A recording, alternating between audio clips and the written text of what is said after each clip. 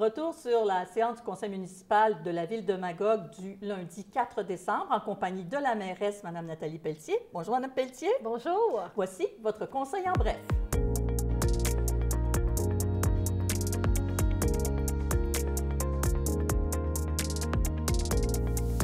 Alors, le premier point qu'on aborde, qui a en fait été traité hier, c'est le 5.2, renouvellement du statut de zone touristique pour la région de Magog. Ça consiste en quoi? Parce qu'on le sait déjà qu'on est une zone touristique, là, mais il y a plus que ça dans la démarche. Oui, bien dans le fond, c'est de la loi sur les heures et les jours d'admission dans les établissements commerciaux. Tout ça, il y a des règles, c'est très normé. Puis c'est normé par le MEIE, le ministère de l'Économie, de l'Innovation et de l'Énergie. Alors, habituellement, bien, on ne peut pas déroger aux heures qui sont mentionnées, à moins de faire une espèce de demande, qu'on peut dire, de statut particulier. Puis dans ce cas-là, bien, étant donné qu'on est une ville touristique, bien, tous les commerces du territoire peuvent ouvrir à des heures qui sortent des heures normales, étant donné qu'on est une ville touristique. Alors, c'est augmenter les heures et les jours d'admission de tous les établissements commerciaux. On va au-delà souvent de ce qui est permis pour une ville ordinaire, on pourrait dire ça. Tout à fait. Donc, ça peut être les week-ends, fermer après, les samedis après 5 heures, ouvrir les dimanches, même des soirs de semaine et tout ça. Puis, ça, c'est quand même depuis 1986. Okay. Ça date pas d'hier. Ça date pas d'hier que Magog a ce statut particulier, mais ça doit se renouveler. Aux 5 ans, on doit refaire la demande puis dire qu'on est encore une ville touristique. Hein? C'est quand même important comme au niveau de notre économie. Il ne faut pas oublier nos citoyens, mais on est quand même une ville touristique importante. Puis, ça tombait à échéance au mois en octobre 2024. Donc, on se prend un petit peu d'avance pour question d'être sûr que ça va être fait à temps pour la fin du 5 ans qui se termine, comme vous dites, en octobre 24. Tout à fait. On va être prêt. Oui.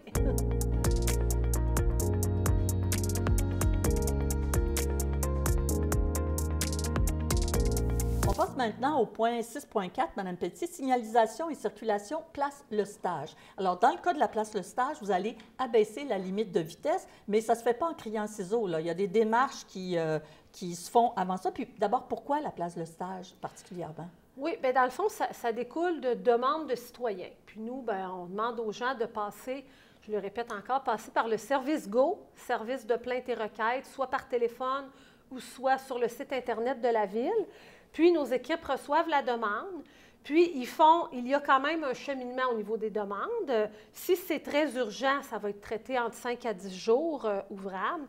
Si c'est d'urgence moyenne, tu sais, dans le fond, c'est quelque chose qui ferait peut-être une valeur ajoutée, mais il n'y a pas un aspect sécurité, ça peut prendre jusqu'à 4 mois environ. Puis s'il n'y a pas d'urgence, puis il ne voit pas aussi, des fois on a une plainte ou une requête, mais on ne sait pas si c'est généralisé, si c'est un réel souhait, une réelle demande, bien là, on les accumule un petit peu plus avant de faire une analyse plus complète. Alors, dans ce cas-là, il y avait eu quelques demandes de citoyens, puis les équipes ont procédé à des comptages, aller voir... Combien il y a de voitures qui passent, c'est ça? C'est ça, tout à fait. Tu sais, donc, quand on met les fils dans la rue? Oui, des tubes de caoutchouc, puis avec des petits appareils de chaque côté de la chaussée. On sait quel est le débit de véhicule, est-ce qu'il y en a beaucoup, à quelle vitesse ils passent, puis on est capable d'avoir des moyennes, la vitesse affichée, donc qui est réglementée, mais versus la vitesse pratiquée. Puis c'est là que, des fois, si la vitesse pratiquée, si on voulait, par exemple, l'abaisser, cette vitesse-là, mais que la vitesse pratiquée est 20 km de plus, bien, ce n'est pas juste en mettant une affiche de 30 km/h qu'on va régler le problème. Il va falloir qu'on fasse des aménagements parce que le conducteur va s'adapter, lui, à la configuration de la rue. Si la rue, elle est droite, elle est large, il n'y a pas d'obstacle, bien, il va rouler rapidement. Mais si c'est une petite rue, pas large... Heureusement, dans ce coin-là, il y a beaucoup de rues qui tournent. C'est des petits bouts de rue. Bien, c'est ça. Ça aide un peu. Alors, dans ce cas-là, on a eu une demande, on a fait les vérifications, puis c'est un endroit des rues qui sont étroites. Oui. Un secteur... Pas de trottoir, souvent? Pas de trottoir, beaucoup de familles, de gens qui marchent dans la rue, puis un secteur assez fermé, qu'on peut dire, parce que des fois, on pourrait vouloir abaisser une petite rue transversale à 30, mais s'il y a des collectrices de chaque côté qu'on ne peut pas mettre collectrice, c'est une rue qui est plus passante, où ça n'a pas de sens de mettre 30, comme exemple. Ben, la rue Soutière, Langlois, dans ce coin-là aussi. Soutière, mais oui. là, dans ce cas-là, étant donné que sur Soutière, c'est une rue qui nous amène à un secteur comme l'Estage, qui va être à 30, Soutière qui est déjà à 30. Ça, c'est quand même facile. On peut mettre des panneaux à l'entrée du secteur, puis les gens savent que pour tout le secteur, on roule à 30. Mais dans des petites rues comme qui croisent la rue Méré, qui croisent la rue Langlois, par exemple, bien, de mettre un panneau, puis un autre panneau, tu sais, à un moment donné, ça devient très confus pour les citoyens. Parce que là, on parle de plage Soutière et non pas la rue Soutière. Elle est encore à 50, par exemple. Oui, c'est ça. Elle est à 50, mais on avait mis quand même, tu sais, on voulait que il y a quand même de quoi soit respecté. Oui, exactement.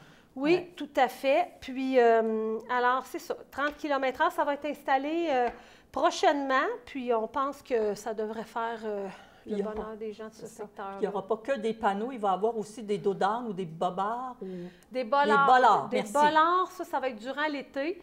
Des petits endroits où on rappelle que c'est 30. Puis, je peux peut-être en profiter pour dire aux citoyens et citoyennes, ils peuvent toujours, comme j'ai dit, passer par le service GO ou téléphoner aussi à la régie de police qui est aussi un partenaire, parce qu'eux sont toujours, on leur demande leur avis. Ce sont nos experts qui sont sur la route 24 heures sur 24, 7 jours. Alors, quand on a des demandes comme ça, on leur demande s'ils trouvent que c'est cohérent. Puis souvent, dans les secteurs, des fois, les gens qui roulent plus vite, souvent, ce sont des gens qui passent là souvent. Alors, des fois, juste une petite sensibilisation de la part de la police, bien, ça règle le tout. Alors, n'hésitez pas, vous appelez la régie, puis vous pouvez dire, j'aimerais avoir un suivi des surveillances que vous avez faites, puis ils vont le faire. On a la chance d'avoir une régie qui donne un service un peu plus personnalisé à sa population. Alors, on peut en profiter. Oui. Alors, du côté de la place Le Stage, on ralentit. Ça va être fait quand? Bientôt, ça? Oui, très prochainement. Les panneaux vont être installés. Si ce n'est pas installé déjà, ça va être dans quelques jours.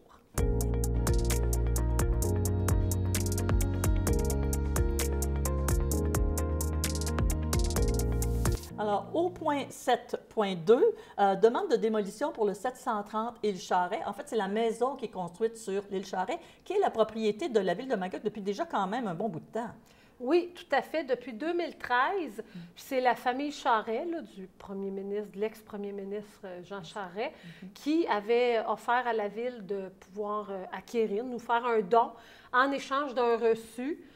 Qui est en lien avec la valeur au rôle, la valeur marchande, plutôt marchande de l'île et du bâtiment, qui était de 427 700 à l'époque, qui a augmenté un petit peu, je pense que c'est rendu à 465 000 environ, la valeur aujourd'hui.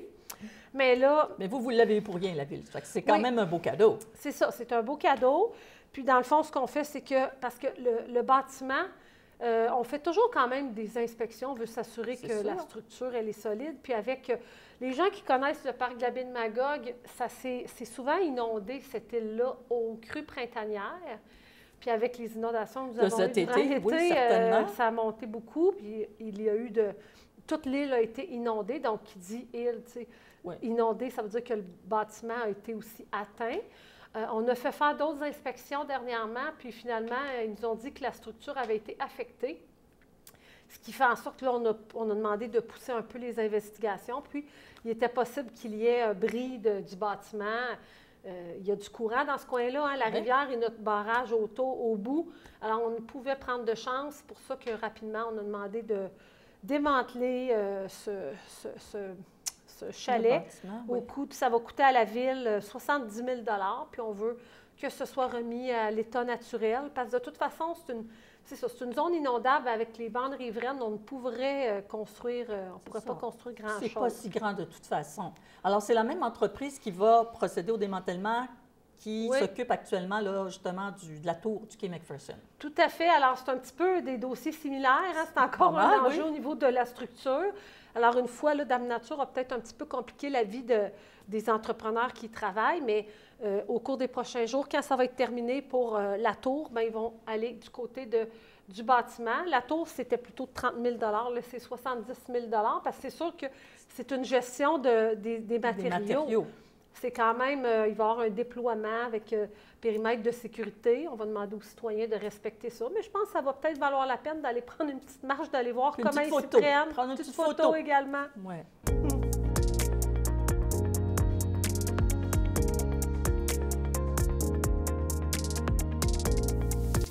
Dernier sujet, le 8.2, autorisation de la Banque alimentaire Memphrey Magog Inc. pour la grande guignolée des médias qui a lieu ce jeudi 7 décembre. Oui, tout à fait. Alors, nous, il faut toujours, faut qu'il y ait des autorisations au niveau de la municipalité. Puis, on veut que ce soit quand même encadré parce qu'on sait que les citoyens, sont bien qu'ils soient très généreux, généreuses. Ils n'aiment pas toujours ça, se faire arrêter à toutes sortes régulièrement au coin de rue. Puis, il y a une question de sécurité aussi. Alors, c'était déjà de 11h à 13h30. Puis là, ils nous ont demandé d'ajouter la plage horaire de 7h30 à 9h30 le matin, toujours à la même intersection qui est à l'angle des rues Calixa-la-Vallée et Sherbrooke. Puis étant donné que la régie de police recommande, disent que c'est très correct, puis tout ça, puis que c'est un mouvement qui est quand même provincial, on sait que les gens en ont besoin, puis qu'on a besoin de recevoir, recueillir les dons. Alors, c'est pour cette raison que les membres du conseil ont accepté. Alors, le 7 au matin, donc là, on dit aux gens, mettez des sous dans votre porte-monnaie parce qu'ils ne prennent pas encore les cartes. Tout à fait. Alors, si vous passez dans ce coin-là, mettez des sous dans votre porte-monnaie. Plus que des sous, c'est encore mieux parce qu'on nous l'a dit, il y a 40 d'augmentation des demandes à la Banque alimentaire. Donc, la guignolée, puis si vous avez passé tout droit, bien, vous pouvez toujours aller les appeler ou faire... Je pense qu'on peut faire des dons en ligne. Faire des dons en ligne, oui. Alors, voilà. Puis, on va poursuivre, si vous voulez, Mme Pelletier, parce que la semaine prochaine, ce sera le dépôt du budget de la Ville de Magog. Alors, on va d'ailleurs avoir une émission spéciale pour, justement, passer à travers toutes les étapes. Donc, on peut peut-être rappeler à quelle heure, lundi prochain, à quelle heure? Oui, alors, c'est à 19h30. Puis, on a décidé, cette année, on essaie ça, de faire une séance extraordinaire qui va juste porter, puis comme je disais, extraordinaire, c'est juste parce que... Il y a les... Oui, c'est ça. C'est une séance qui n'est pas régulière avec tous les points à l'ordre du jour qui concernent l'ensemble de la ville, mais les seuls points, il va y en avoir 2. Le plan de main-d'œuvre, parce qu'on veut dire quelles sont les embauches qui s'en viennent pour 2024 et le budget après, parce que c'est quand même relié. Alors, à 19h30, puis on va avoir 45 minutes avant, on va ouvrir les portes, que les gens puissent venir consulter les documents. Ils vont voir, on a travaillé très fort avec les communications, les finances. Vous allez voir que c'est quelque chose qui est encore beaucoup plus, on a beaucoup vulgarisé tout ce qui est budget municipal. Plus facile à comprendre pour le commun des mortels. Tout à fait. D'accord. Et puis aussi à mentionner, parce que ça a été présenté à la fin de la séance, c'est le calendrier Memphrey Magog qui est très beau, qu'on devrait recevoir bientôt, si j'ai bien compris. Oui, ils ont été postés vendredi dernier, donc vous allez les avoir, probablement, aller à votre boîte aux lettres, vous allez sûrement les avoir reçus. Puis, il y a des magnifiques photos avec les concours de photos. Vous allez voir, là, c'est quelque chose à... C'est pratique parce que vous savez qu'est-ce qui s'en vient comme activité. Vous connaissez les horaires, par exemple, de l'éco-centre et tout ça. Puis, vous avez en plus des belles photos de nos citoyens et citoyennes. Tout à fait. Puis, l'horaire de la collecte des déchets aussi est derrière, ce qui est toujours très pratique si vous ne voulez pas mettre votre petit bac tout seul au chemin. Et puis, en terminant, la Ville nous fait un cadeau dans le temps du mois de décembre, puisqu'on peut stationner gratuitement dans le centre-ville de Magog. Oui, centre-ville et puis les stationnements autour du centre-ville, comme Place du Commerce, Parc des Braves, rue du Faux, on limite à 2 heures. Alors, on invite les gens à acheter localement. C'est ça, oui, c'est le cas de le dire. Alors, 2 heures, puis 2 heures, ça donne quand même un petit peu de temps pour se donner une idée, puis peut-être revenir acheter notre cadeau. Tout à fait. Merci beaucoup. À dans 2 semaines, Mme Pelletier. Oui.